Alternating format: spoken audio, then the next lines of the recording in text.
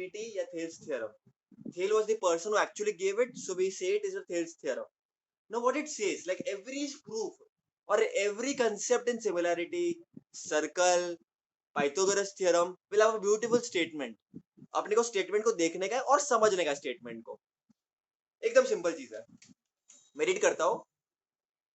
If a line parallel to a side of a triangle intersects the remaining two sides in two distinct points, then the line divides the sides in proportion. अब पहली बार कोई read करता है ना, उसको कुछ समझ में नहीं आता है. जिंदगी ऐसा लगता है उजाला छा गया जिंदगी में. ऐसा एग्जिस्टेंशियल क्राइसिस होता है इंसान को. पर टेंशन मत लो, तुमको फर्स्ट टाइम में समझ में आएगा भी नहीं. It's okay. इसको समझने का, एक चीज को समझ लेगा.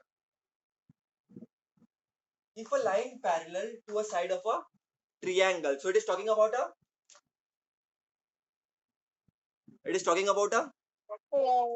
triangle. बराबर के नहीं? Now intersect the remaining two sides. तो ये ट्रायंगल की बात कर रहा है, कुछ साइड्स की फालतू सी बात कर रहा है, दो डिस्टिंक्ट पॉइंट्स की बात कर रहा है. तो क्या पता जिंदगी में क्या बात चल रही है, तो समझने का इसको. अभी ट्रायंगल की बात कर रही है तो ट्रायंगल बना देने का. लेट्स इसका मैं नाम देता हूं as usual ABC. If a line parallel to side of a triangle, चलो मैं ऐसा कुछ लाइन बनाता हूँ. ये लाइन, लेट्स से ये पॉइंट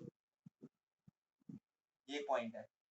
तो ये जो लाइन है बच्चों, लेट्स से लाइन L, ये पैरेलल है BC के.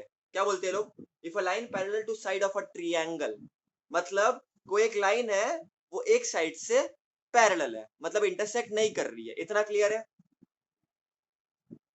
हाँ. अब वो लाइन कैसी होनी चाहिए? देखो समझने की ट्राई करो. वो लाइन कैसी होनी चाहिए? देखो बात को समझो. अगर मैं ABC बनाऊं और मैं तुमको बोलूं if a line parallel to side of a triangle, तुम लाइन ऐसे भी बना सकते हो ना. ये भी लाइन तो पैरेलल है ना इसके. समझ रहे हो बात को? ये भी तो लाइन पैरेलल है, लेकिन हमको ऐसी लाइन नहीं चाहिए. हमको कैसे लाइन चाहिए मैं बताता हूँ तुम लोगों को. लाइन ऐसी होनी चाहिए जो इंटरसेक्ट करती है. लाइन ऐसी होनी चाहिए जो इंटरसेक्ट करती है दो साइड्स को इनटू टू डिस्टिंक्ट पॉइंट्स. मतलब अगर लाइन L पैरेलल है BC के, तो बाकी के दोनों साइड्स को इंटरसेक्ट करनी चाहिए दो पॉइंट्स में. कहने का मतलब क्या, मतलब क्या, ये जो लाइन L है वो इंटरसेक्ट कर रही है AB को at point let's say D. तो AD, ये लाइन L AB को इंटरसेक्ट कर रही है एट पॉइंट D, और लाइन L इंटरसेक्ट कर रही है AC को, मतलब लाइन वो उधर एक डॉट आ रहा है अपने पास एट पॉइंट D. ऐसा कुछ होना चाहिए, तब जाकर के हम कह सकते हैं कि बोलो बोलो. सर ऐसे आपने ऐसे लाइन बनाई तो फिर हम लोग AC और BC के इसमें भी लाइन बना सकते हैं ना, AB के पैरेलल. बिल्कुल बना सकते हो, कैसे? बिल्कुल बना सकते हो. Very good very good. ये ABC मैं ऐसा बना सकता हूँ. Very good. तो ये वाला लाइन L पैरेलल हो गया AC के, और ये यहाँ पर इंटरसेक्ट कर रहा है, यहाँ पर इंटरसेक्ट कर रहा है. Very good. वो ऐसा भी आएगा आगे, don't worry. Very good, super, beautiful. अभी सोच रही है अलग अलग केसेस. वेरी गुड बेटा, अलग अलग केसेस सोचने चाहिए. Very good. ये भी हो सकता है, ऐसा जरूरी नहीं है कि सीधा ही बनाया जाए हमेशा. मैं बताऊंगा, डोंट वरी, मैं आगे आगे बताऊंगा तुम लोगों को. तो अगर एक ट्रायंगल है और ट्रायंगल का basically there is one line which is intersecting the one side of a triangle, मतलब मैं क्या बोल सकता हूं यहाँ पर, line L is parallel to line BC. इतना बोल सकता हूं मैं फिलहाल. और किस ट्रायंगल की बात कर रहा हूं मैं? In triangle ABC. अगर ऐसा कुछ है और बाकी की दो साइड्स में it is intersecting in two points, ये बात समझते हो क्या? लाइन L इंटरसेक्ट कर रहा है AB को at point D, line L intersect कर रहा है AC को एट पॉइंट E. ये बात समझते हो? हाँ. Intersects the remaining two sides into distinct points. अब एक चीज हमेशा याद रखना बच्चों, if और देन के पहले वाला हमेशा गिवन होता है, और देन के बाद हमेशा वह टू प्रूव होता है समथिंग। याद रखना, बहुत सारे लोगों को पता होगा ये, जिनको नहीं वही पता ना। याद रखना। इफ और देन के बीच में जो होता है वो हमेशा गिवन होता है, और देन के बाद में हमेशा जो होता है वो प्रूव करना होता है। तो यहाँ पर गिवन क्या है, कोई पैरेलल लाइन है जो 2 पॉइंट में इंटरसेक्ट कर रही है, इतना क्लियर। गिवन ये हो गया, ये गिवन हो गया, ये गिवन हो गया, इसको हम जीवन बोलेंगे, ये गिवन हो गया। भैया डाउट है। एक सेकंड रुक जाओ, कंप्लीट तो करने दो बेटा, लेट मी कंप्लीट।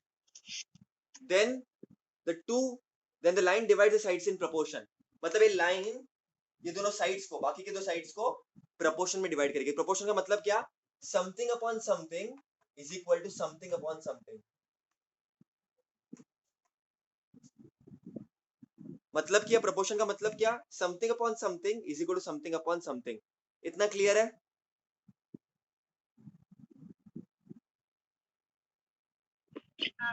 तो बेटा line L is parallel to BC, therefore ED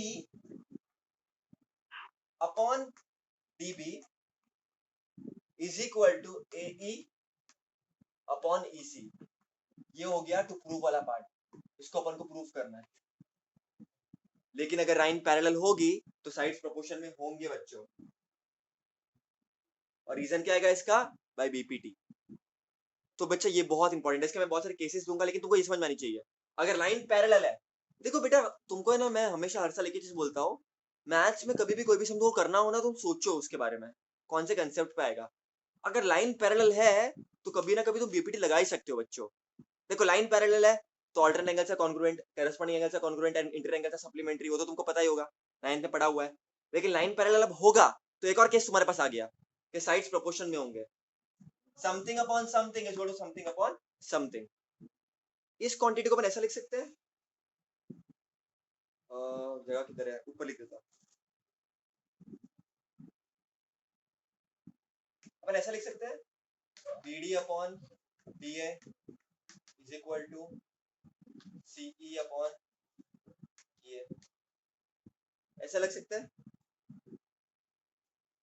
ऐसा लिख सकते हैं बेटा, ये सेम क्वांटिटी को अपन ऐसा लिख सकते हैं। नहीं नहीं लिख सकते हैं बेटा, you can start the proportion from here also, इधर से भी लिखना शुरू कर सकते हो या इधर से भी लिखना शुरू कर सकते हो।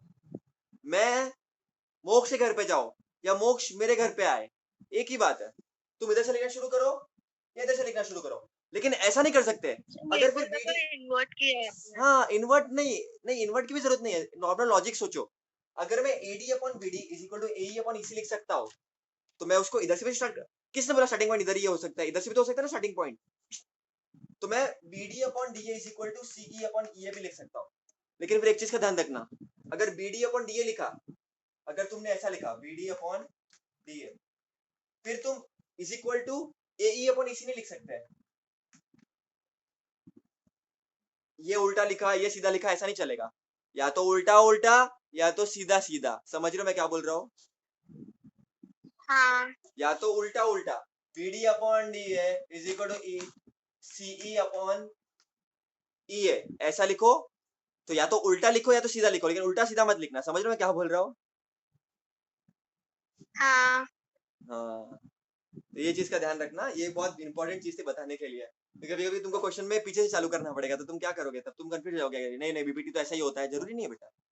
समझ रहे हो? चलो इसका एग्जांपल लेते हैं बच्चों। ये तो हो गया थियरी पार्ट कि हाँ भाई ऐसा ऐसा होता है, समथिंग अपॉन समथिंग, ठीक है वो जान लिया हमने, अब क्या करें, नाचे हम लोग। इसका एग्जांपल लेते थोड़े से। देखो बेटा सिंपल एग्जांपल लेता हूं मैं, क्वेश्चन नंबर 1।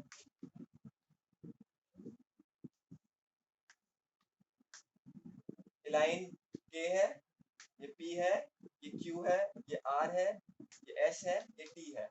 मैं तुमको बोल रहा हूँ सामने से, line K is parallel to line QR, और मैं तुमको बोल रहा हूँ ये 3 है, ये तुमको नहीं पता, ये 6 है और ये 12 है। X निकालो, फाइंड X। हाँ निकाल सकते हैं। लेकिन सिस्टमैटिक निकाल तरीके से बच्चों, देखो सिस्टमैटिक तरीके से निकालना बहुत जरूरी है। निकालना बड़ी बात नहीं है, तो तुमको एक एक स्टेप लिखना पड़ेगा अच्छे से। देखो बेटा थोड़ा सा देखो बच्चा, मैं एक चीज तुम लोग को बोलता हूँ, लिखो तो देखो, पढ़ाई करो तो बराबर से करो, अगर कोई सम कर रहे हो तो ढंग से करो, वरना मत करो, सिंपल है। मूड नहीं है मत करो, लेकिन इसके लिए मैं हमेशा एक चीज पे एम्फेसाइज दूंगा तुम लोग को 10th में, कि तुम लोग ना कोई भी चीज करो ना ढंग से करो। तो बच्चा बताओ ये क्या हो जाएगा? इन क्रॉस ट्रायंगल PQR, शायद इन ट्रायंगल PQR, ऐसा लिखो, देखो इन ट्रायंगल PQR, लिखना क्या? क्या लिखना नहीं है, लिखना नहीं, लिखना नहीं है, ये तो नोट्स बना के टाइम लिखना है। लाइन के is parallel line QR given, therefore PS upon SQ is equal to PT upon TR by BPT, by BPT, basic proportionality theorem. PS क्या है? PS है 3, SQ नहीं पता, भगवान जान जाने। PT क्या है? 6 और TR है 12, क्रॉस मल्टीप्लाई कर दो, देखो 3 into 12 will be equal to 6 into x, तो कुछ लाइन से लिखना है, देखो x will be equal to 3 into 12 by 6, 6 1 जा 6 2 जा, तो x will be equal to 6, therefore SQ is equal to 6। Clear है बेटा? हाँ क्लियर है कि नहीं? आई होप ये क्लियर है। यूनिट्स वगैरह सब लिखना तुमको जरूरी है, वो सब तुमको पता होना चाहिए अभी तक तो फिलहाल। अब चलो अलग अलग केसेस की बात करते हैं, जैसे रिया ने मेरे को पूछा एक केस, अक्षय ने भी एक केस बताया मेरे को, अब मैं और केसेस की बात करता हूँ। चलो तुम पहचाना सीख जाओ ना बेटा, फिर तुमको जिंदगी में कोई प्रॉब्लम नहीं होगी, पहचाना सीख लो, सॉल्व तो तुम कर लोगे, सॉल्व तो तुम कर लोगे। चलो अगले केसेस की बात करते हैं, केसेस ऑफ बीपीटी। एक बार बेटा नजरिया बदलोगे ना तो सब कुछ अच्छा लगने लगेगा। लेट्स से वापस वही सेम केस ले लो एक बार, में तुम्हारा रिवाइज हो जाएगा।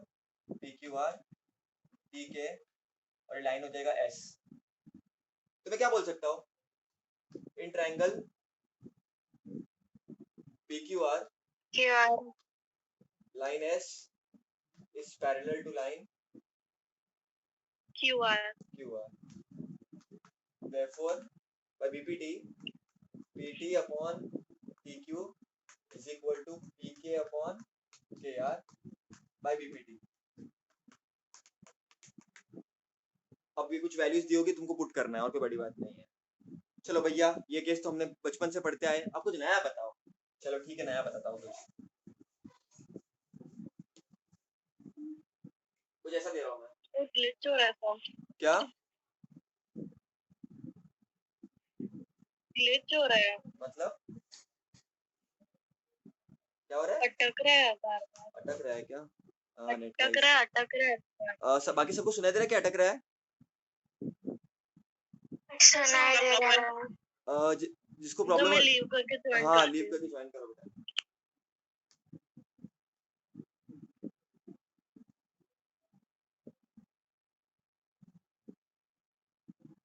बच्चा इसका बताओ, तो एक ट्रायंगल है, प्यारा सा ट्रायंगल है, एक X Y Z, X Y intersects at point M, मतलब ये लाइन है कोई तो भी, लेट्स से लाइन को मैं एम एन बोल देता हूँ।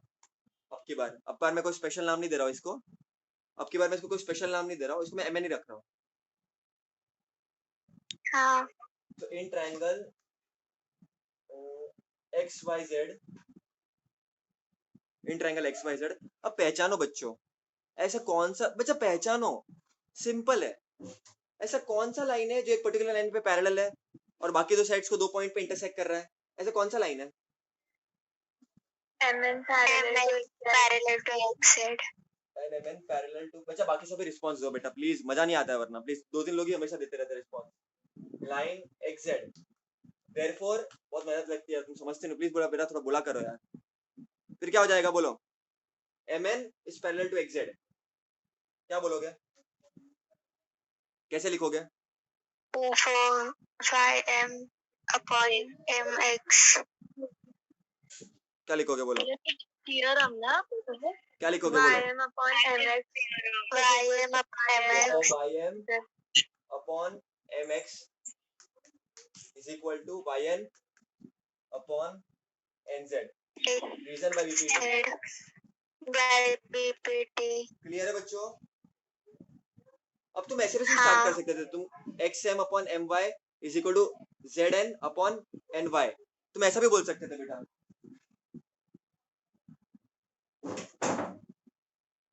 तो तुम कैसे भी बोल सकते हो, नो इश्यूज एट ऑल, तुम्हारी मर्जी, लेकिन एक तरीका ये होता है।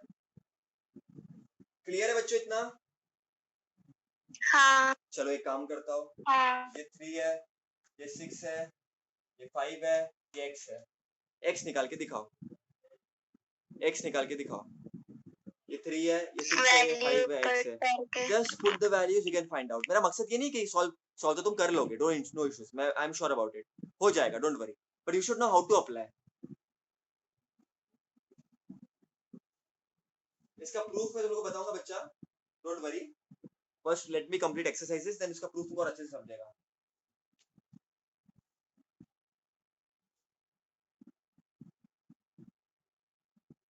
इतना क्लियर है बेटा? इतना क्लियर है कि नहीं? हाँ चलो थोड़े सम्स करते हैं बच्चों, थोड़े सम्स पे अपन ध्यान देते हैं, फोकस करते हैं, और एक्चुअली में देखते हैं प्रॉब्लम सॉल्विंग किस तरह से की जाती है। ठीक है, इतना समझ गया होगा तुम लोगों को होपफुली। इसको मैं कर देता हूँ रफ। अब चलो क्वेश्चन देखते हैं, चलो इनका 7th क्वेश्चन। ज्योमेट्री में बिना डायग्राम बनाए काम करना पाप के भागीदार में है, गिने जाते हैं उनका। तो अगर डायग्राम के बिना ज्योमेट्री करोगे पाप लगेगा, बोलना मत। बिना डायग्राम के ज्योमेट्री को करना बहुत गंदी बात होती है। सिल्ली से सिल्ली डायग्राम भी बनाने का, लेकिन बनाने का दिल को खुशी मिलती है। तो ऐसा कुछ है, ए बी ई डी और सी। तुमको क्या दिया है? D E is parallel to A B, very good, अच्छा लगा सुन के। एडी दिया है तुमको 5,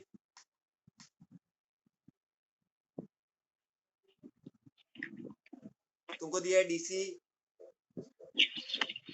3, 3 वेरी गुड। तुमको दिया है बीसी, तुमको दिया है बीसी, कितना दिया है? 6.4 6.4। तुमको बोला है ढूंढो बीई, बी ढूंढो। अब तुम बोलोगे क्या पागल बना रहे हो, आपने क्या, मैंने क्या बोला, देखो मैंने तुम लोगों को क्या बोला, मैंने तुम लोगों को एक बेसिक चीज बोली, side DE is parallel to side,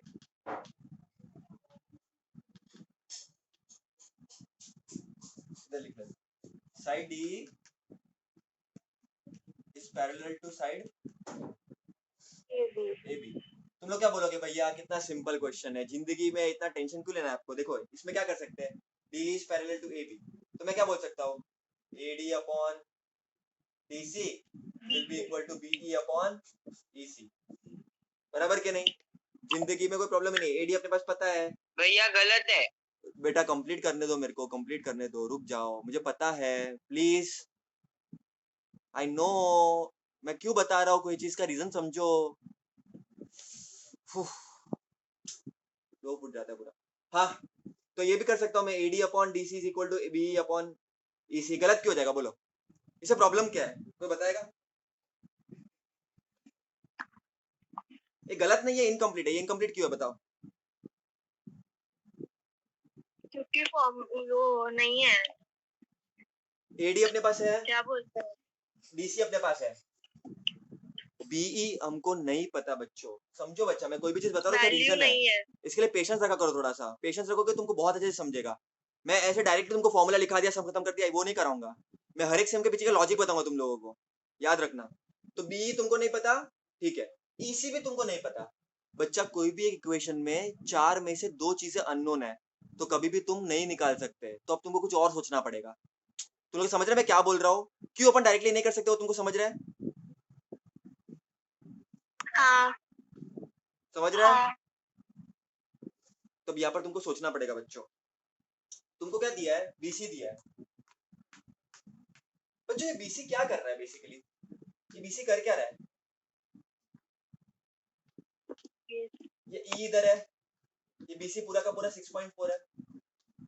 बच्चों अगर मैं कुछ झोल कर दूं यहाँ पर, अगर मैं बोल दूं कि मेरा बीई एक्स है और मुझे बीसी 6.4 है, एक्स मतलब मुझे पता नहीं क्या है वो, और बीसी 6.4 है, तो क्या मैं EC निकाल सकता हूँ क्या? EC क्या मैं EC निकाल सकता हूँ? नहीं। मतलब पूरा वैल्यू नहीं निकाल पाऊंगा, लेकिन मैं x के टर्म्स में तो निकाल पाऊंगा ना। मैं EC को x के टर्म्स में निकाल पाऊंगा ना। समझ रहे हो बच्चों? तो मैं क्या बोलूंगा? कैसे? मैं बोलता हूँ रुको। Let BE be equal to x units. Let BE be equal to x units. तो मैं क्या बोल सकता हूँ? BC is equal to BE plus EC. BC तुम्हारा 6.4 है, BE को तुमने x ले लिया, तो बच्चों EC क्या आ जाएगा? 6.4 माइनस x। हाँ। कितने लोगों की बात समझी? मुझे देखो, मैं डायरेक्ट वैल्यू नहीं निकाल सकता। मुझे चाहिए क्या? मुझे BE चाहिए, EC चाहिए, बट हमेशा लाइफ इतनी सिंपल नहीं होगी बेटा। यहाँ पर हम डायरेक्ट वैल्यू नहीं निकाल सकते। तो मैंने क्या किया? BC मुझे पता था, मैंने BE को x ले लिया, तो मुझे EC मिल जाएगा ना। BC is equal to BE plus EC. Reason क्या? बिटवीननेस। B डैश क्वेश्चन में गिवन है बिटवीननेस। और ये x क्यों लिया मैंने? ये सपोज किया मैंने, कैसा x वैल्यू कुछ होगा जो मुझे नहीं पता। समझ रहे हो बेटा मैं क्या बोल रहा हूँ? हाँ। अब सुनो बेटा, अब सुनो। BE x आ गया, EC क्या आ गया? 6.4 माइनस x। तो तुमको एग्जाम में कैसे लिखना है? सबसे पहले तुमको ये स्टेप लिखना है, ये पूरा स्टेप 1 ये पूरा लिखना है इधर तक। उसके बाद तुमको अब AD मिल गया, तुमको DC मिल गया, तुमको BE मिल गया x, और तुमको EC मिल गया 6.4 माइनस x। तो अब क्या तुम BPT यूज कर सकते हो बच्चों? अब तुम BPT यूज कर सकते हो, तो करो फिर। ऐसा कंसेप्ट है। तो स्टेप 1 ये हो गया। अब स्टेप 1 में मैंने जो भी चीजें थी, भले मैंने अच्छे से निकाली नहीं है, मेरे को x पता नहीं अब तक, मुझे 6.4 माइनस x क्या वो पता नहीं है, लेकिन मुझे कुछ ना कुछ तो मिल गया ना। अब मैं चालू कर सकता हूँ सम को। समझ रहे हो बेटा मैं क्या बोल रहा हूँ? समझ रहे हो मैं क्या बोल रहा हूँ? तो अब मैं क्या करूंगा? ये स्टेप 1 हो गया, ये स्टेप इधर से स्टार्ट होगा। अब स्टेप 2 में क्या होगा? स्टेप 2 में क्या होगा? लॉजिकली सोचना सिखा रहा हूँ बेटा तुम लोगों को। देखो, मैं डायरेक्ट सम कराना है, मैं 2 मिनट में भी नहीं लगेगा, लेकिन तुमको लॉजिकली सोचने के लिए मजबूर कर रहा हूँ मैं। तो स्टेप 2 में क्या करोगे तुम? In triangle ABC, in triangle ABC segment DE या side DE is parallel to side AB, therefore AD upon DC is equal to BE upon EC. इसका रीजन क्या होगा बेटा? By BPT। अब क्या करो? अब बस पुट कर दो वैल्यूज जो तुमको पता है। तुमको आखिर में क्या चाहिए बच्चों? आखिर में तुमको BE चाहिए, पता तुमको x चाहिए, तो मिशन क्या होना चाहिए? मिशन होना चाहिए फाइंडिंग x। therefore AD क्या है? 5, DC क्या है? 3, BE क्या है? x, जो भैया छोड़ के चली गई, और EC क्या है? 6.4 माइनस x। बस इसको भी सॉल्व करो, इसको भी सॉल्व करो, क्रॉस मल्टीप्लाई करो, ये इधर ये उधर। अब इन दोनों को मल्टीप्लाई मत कर देना, वो प्लस में होता है बच्चों। प्लस में ये और ये होता है, और नीचे लेके दोनों होते हैं, ये इक्वल टू है बेटा। 5/3 is equal to x upon 6.4 minus x है। ये प्लस होता तो ये मल्टीप्लाई होता, नीचे में मल्टीप्लाई होता, ये इक्वल टू है। समझ रहे हो मैं क्या बोल रहा हूँ? हाँ। ये गड़बड़ मत करना, होती है ऐसी गड़बड़, मैं बता रहा हूँ बेटा। मैंने इतने सारे पेपर चेक किए है, इतना सारा बच्चों का एक एक चीज देखी है, मुझे मालूम है किधर मिस्टेक करोगे तुम लोग। ये इक्वल टू है, therefore 5 into 6.4 minus x is equal to 3 into x। देखो एक चीज हमेशा याद रखना, ऑब्जर्वेशन स्किल जबरदस्त रखो। मैं बच्चों के हर पेपर को बराबर से स्कैन करता हूँ, मुझे पता है किधर मिस्टेक करेंगे वो लोग, मुझे पता है तुम इधर मिस्टेक करोगे बेटा, इसलिए मैं पहले से बोल रहा हूँ। अब करो, 5 into 6.4 क्या होता है? 5 into 6.4 क्या होता है?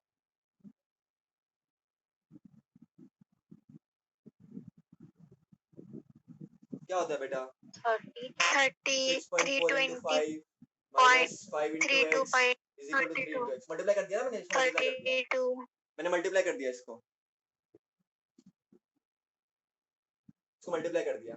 अब मैं क्या करूंगा? 6.4 into 5 is equal to 3x, और इधर जाएगा तो प्लस 5x हो जाएगा, बराबर के नहीं?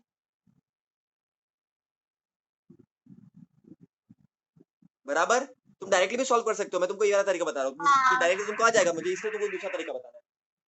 इसको मल्टीप्लाई कर दिया, 5 into 6.4 minus 5 into x, is equal to 3x। अगर 5x को तो लेकर आ गया, अब 6.4 इंटू 5 क्या होगा, ऐसे ही रखो इसको अभी भी। 6.4 into 5 is equal to 8x। 3x plus 5x 8x। बच्चों देखो x क्या हो जाएगा, 6.4 इंटू 5 अपॉन 8। अब इसको सॉल्व करो, तुमको x मिल जाएगा। क्लियर है कि नहीं बेटा? हाँ शायद ये आ जाएगा, ये 1 सा, ये 0.8 सा, है ना, 8 1 सा 0.8 सा, 6.4 है ना क्योंकि, एंड 0.8 इंटू 5 क्या होता है 4.0, तो आंसर आ जाएगा x equal to 4। therefore BE will be equal to, therefore BE will be equal to ओ 4 यूनिट्स। बच्चों 4 यूनिट्स। क्लियर है ये बात? हाँ बच्चा यहाँ पर सपोज किया अपन ने, क्योंकि अपने पास कोई चारा नहीं था और कोई चारा। तुमको BC पता था, तुमको BE या EC अकेला पता नहीं था। अगर EC भी तुमको पता हो ना बच्चा, अगर तुमको EC पता होता तो टेंशन ही नहीं होती, डायरेक्टली कर लेते तुम। वो मैंने डायरेक्टली तुमको बताया पहले एग्जांपल्स में, अब तुमको इनडायरेक्टली करना है चीजें। बेटा क्लियर है कि नहीं? हाँ बहुत इंटरेस्टिंग क्वेश्चन था। अच्छा, मैं क्वेश्चन में तो बीई पूछा, अगर ईसी पूछा होता तो क्या करते हैं? क्वेश्चन में तो बीई पूछा था, अगर ईसी पूछा होता तो क्या करते हैं? इसी को एक का वैल्यू इंप्यूट करते हैं हाँ, एक्स का हाँ। वैल्यू पुट करते तो तुमको मिल जाता था ईसी। अब क्वेश्चन में पूछा नहीं, लेकिन पूछ सकते हैं वो एग्जाम में, तुम कंफ्यूज और ऐसा कैसा ऐसा कैसा। अरे बेटा ईसी तो पता चल जाएगा ना। अरे तुमको पूरा ये दिया हुआ है बीसी, और तुमने बीई को एक्स ले लिया। अब तुम पूछना मत भैया ऐसे एक्स कैसे ले सकते हैं, मैं वाई ले लूंगा। ले लो ना, मैंने एक्स लिया तुम वाई ले लो। भैया मुझे कुछ नहीं लेना है तो नहीं चलेगा भैया बेटा। बोलो। अगर अगर 60 डिग्री है और ये भी 60 डिग्री है,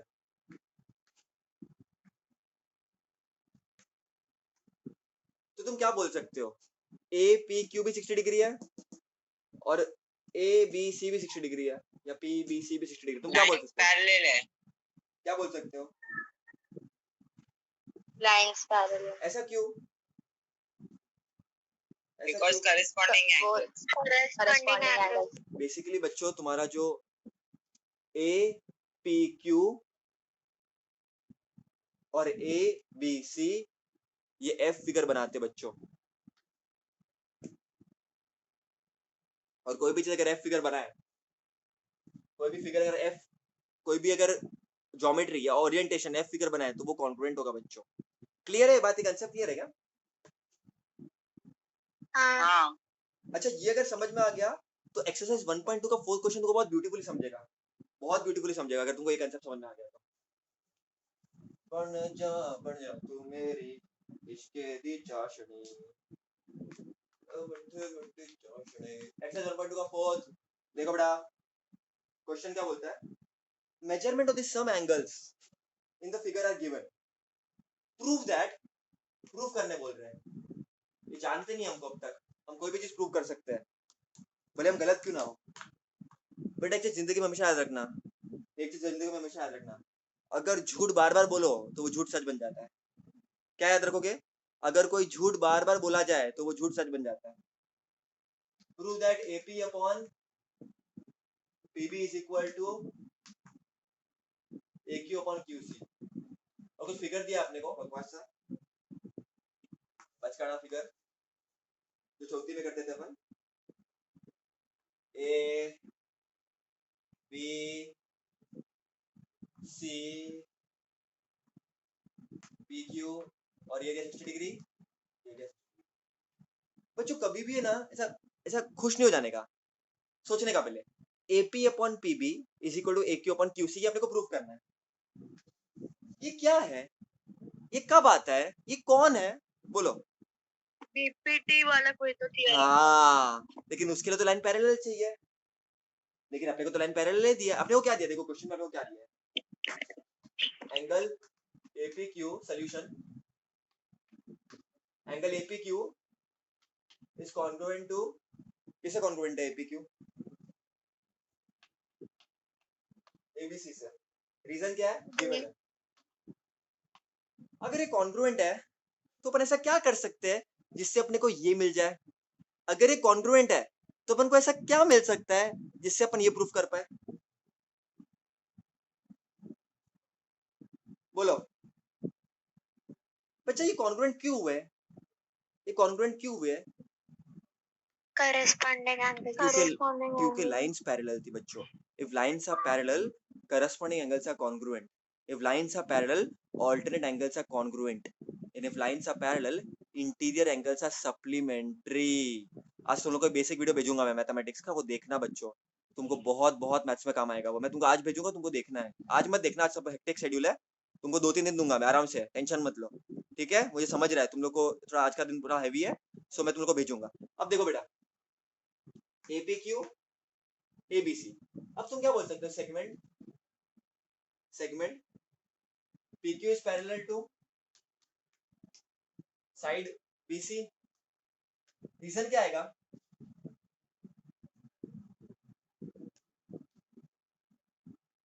करस्पॉन्डिंग एंगल टेस्ट. अब टेस्ट और थ्योरम में डिफरेंस क्या मुझे बताना कभी, मैं नहीं बोलूंगा अभी. इसको ले लो इक्वेशन नंबर 1.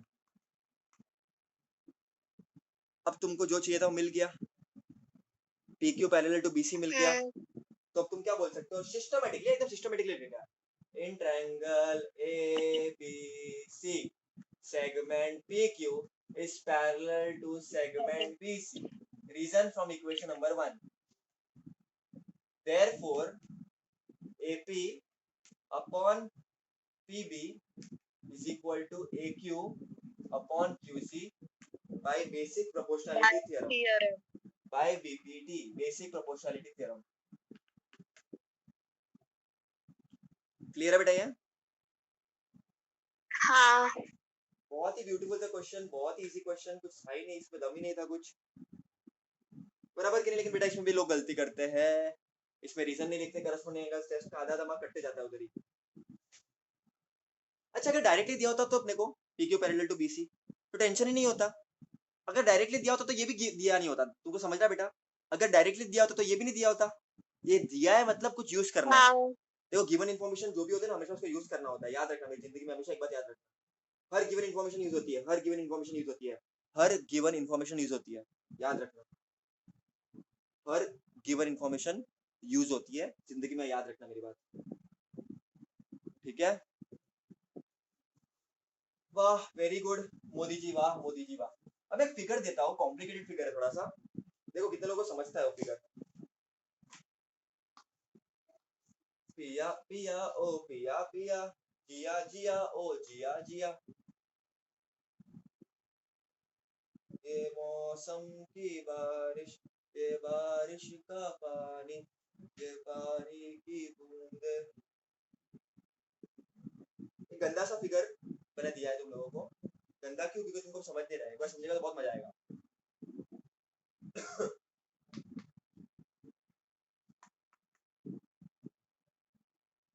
अब है ना, मैं जैसे जैसे बोलूंगा ना मेरे को बताते जाना, ठीक है? तो ये तो एक फिगर है, और फिगर में बोला हुआ है segment PQ, segment PQ is parallel to DE. ये बीच में x है बच्चों, बीच में x है.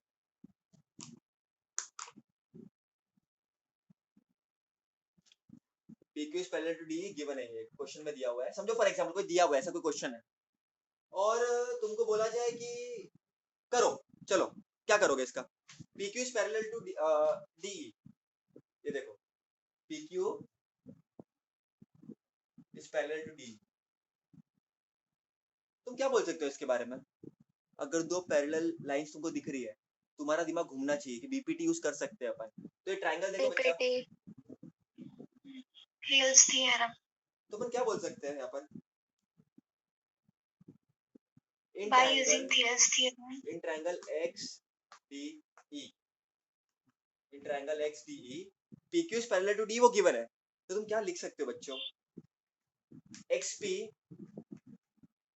upon PD is equal to XQ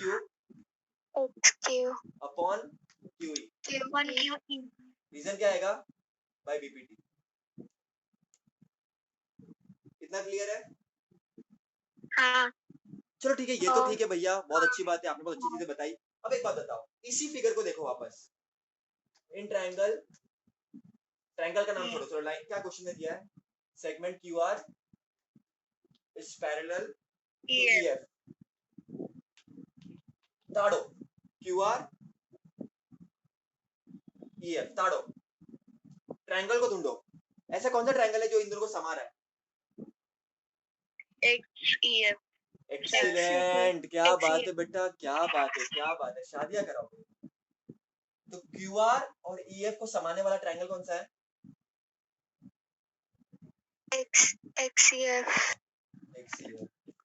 बच्चों, इन ट्रायंगल XEF ये गिवन है, तो तुम क्या लिख सकते हो बच्चों? तुम क्या लिख सकते हो? QR is parallel to EF, तुम क्या लिख सकते हो? XQ upon Q QE equal to XR upon RF. is equal to XR upon RF. इसको मैं क्या बोलूंगा? वो theorem. by BPT. By BPT. चलो भैया, वेरी गुड, आपने ये भी बता दिया, ये भी बता दिया। अब ये जो है बच्चों, ये है 1.2 का क्वेश्चन नंबर 10, 1.2 का क्वेश्चन नंबर 10, जहां पर ये गिवन था, ये फिगर, ये पैरेलल है, तो हमने ये चीजें लिख ली। तुमको क्या बोला है? Prove that side PR is parallel to DF. अब तुमको मैं ये सम से एक नया कंसेप्ट सिखाऊंगा, इस सम से मैं तुमको एक नया कंसेप्ट सिखाऊंगा। बच्चा, बीपीटी क्या होता है? अगर लाइन पैरेलल है तो something upon something will be equal to something upon something, बराबर कि नहीं? हाँ. अगर लाइन पैरेलल है तो something upon something will be equal to something upon something, बराबर? हाँ. बराबर? हाँ. लेकिन बच्चों, अगर कुछ ऐसा तुमको मिल रहा है, something upon something is equal to something upon something, can line be parallel? क्या उल्टा पॉसिबल है? अगर ये है तो ये होगा, और अगर ये होगा तो ये तो होना ही है। समझ रहे हो ये बात को बच्चों? पैरेलल है तो something upon something is equal to something upon something, बराबर के नहीं? बराबर के नहीं? बस सर उल्टा क्यों करना है, पहले ही दिया है ना। मैं बोल रहा हूँ, ऐसे बोल रहा हूँ तुमको, हो सकता है कि नहीं हो सकता, खाली हाँ या ना बोलो, वो मैं बताऊंगा उल्टा क्यों करना है, हो सकता है कि नहीं हो सकता है। हाँ. हाँ. बच्चों, उस चीज को मत बोलेंगे कन्वर्स ऑफ बीपीटी, उल्टा को। अब देखो, समझने की ट्राई करो, हमको यहाँ पर ये प्रूफ करने बोला है, ये हमको प्रूफ करने बोला है, हमको ये गिवन था, ये गिवन था, तो हमने गिवन लिख दिया। बच्चों, ये पैरेलल कब आएगा? देखो, PR अपॉन DF, देखो PR अपॉन DF, PR और DF पैरेलल कब होंगे बच्चों?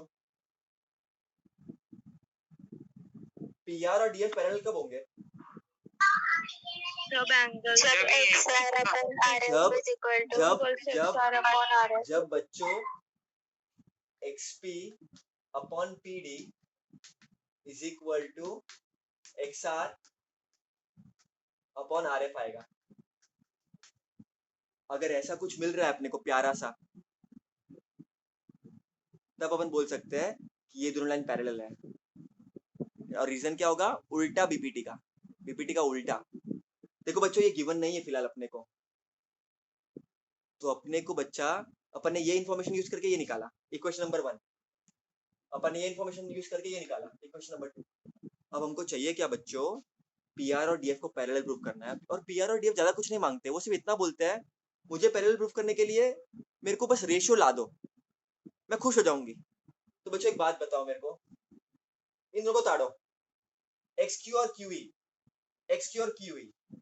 यहाँ पर भी XQ अपॉन QE है, यहाँ पर भी XQ अपॉन QE है, तो बच्चों अगर ये दोनों इक्वल है तो ये दोनों भी इक्वल होंगे। हाँ.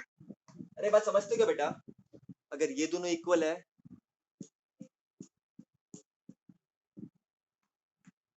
तो बच्चों ये दोनों भी इक्वल होंगे। हाँ. ये बात समझ रहे हो बेटा? हाँ. Therefore, from 1 and 2, XP upon PD is equal to X R upon R F.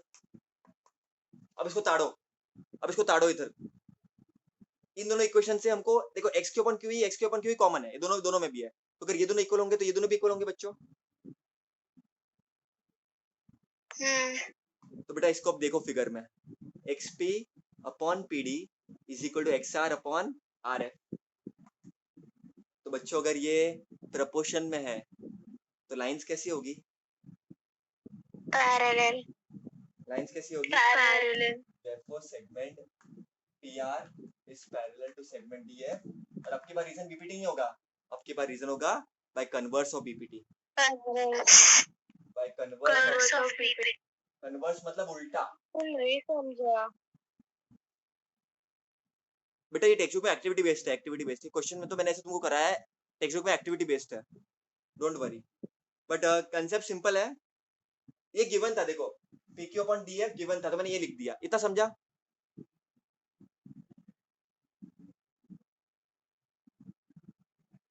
Hello, इतना समझा?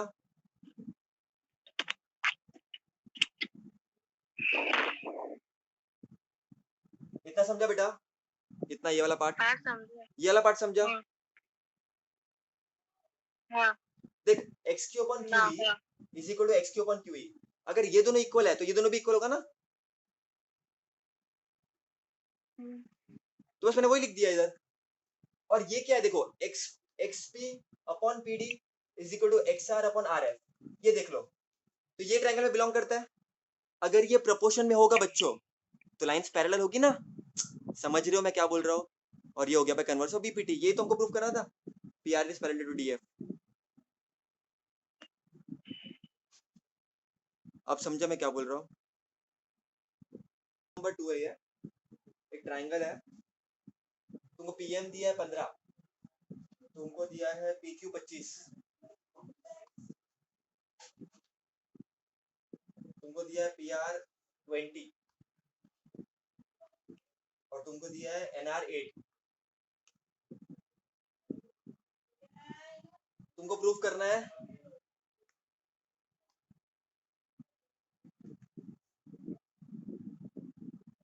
NM is parallel to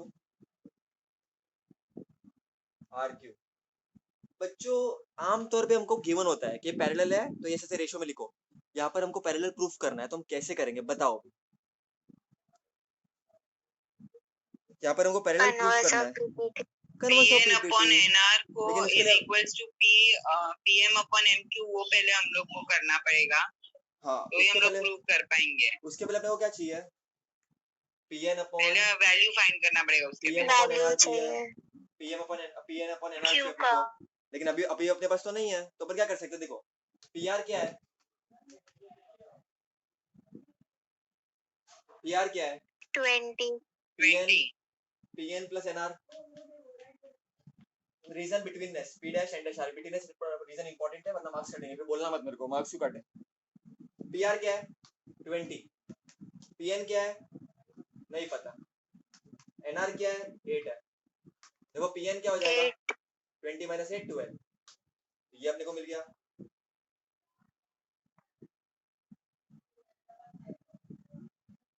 बराबर।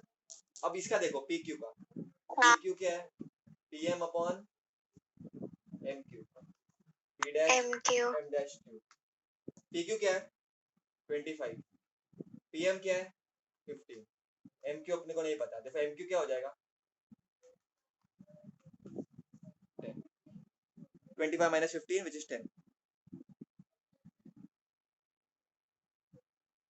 बराबर, इधर तक क्लियर है? हाँ।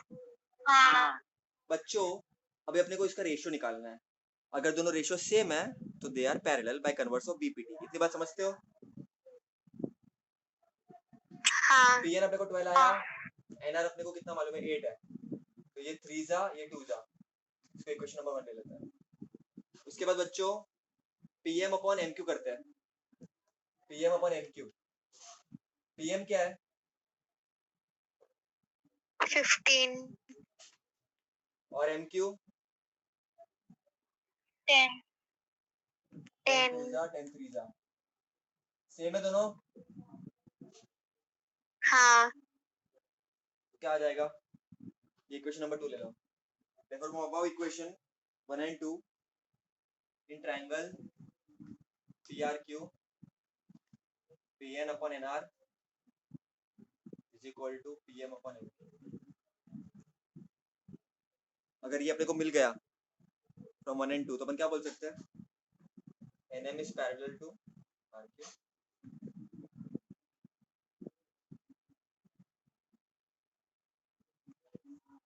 by converse of BPT.